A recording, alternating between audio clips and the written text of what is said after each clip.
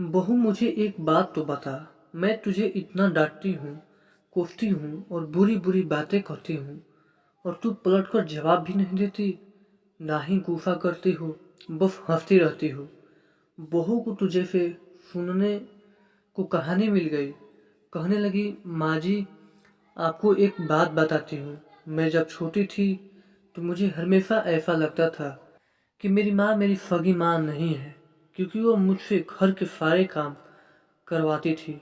कोई काम मुझसे गलत हो जाता तो मुझे डांट भी पड़ती और कभी कभी तो मार भी पड़ती, लेकिन माँ थी वह मेरी, मुझे उनसे डर लगता था। कभी कभी तो मार भी पड़ती थी, लेकिन माँ थी वह मेरी, मुझे उनसे डर लगता था। कभी कभी गुस्सा भी आ जाता, लेकिन मैंने कभी उन पर गुस्सा किया नहीं।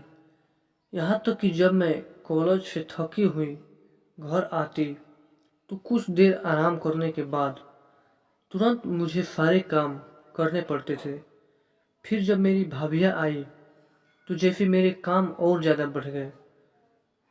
होना तो यह चाहिए था कि बहू आई तो सारी जिम्मेदारियाँ उस पर डाल दी जाए, लेकिन हमारी माँ ने फिर भी मुझसे ही सारा काम करवाया।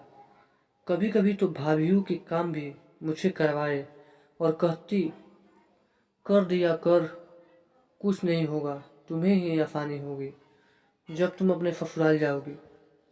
मुझे बहुत गुस्सा आता कि माँ भाभीयों का काम भी मुझसे ही करवाते हैं और उन्हें डांटती भी नहीं।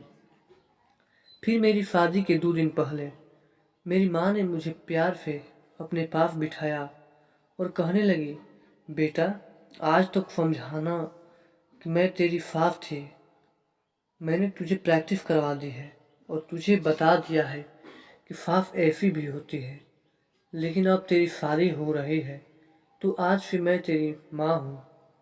बेटा जब तुम्हारी सास तुम्हें कुछ कहे तो समझना कि जैसे मैं ही डांट रही हूँ।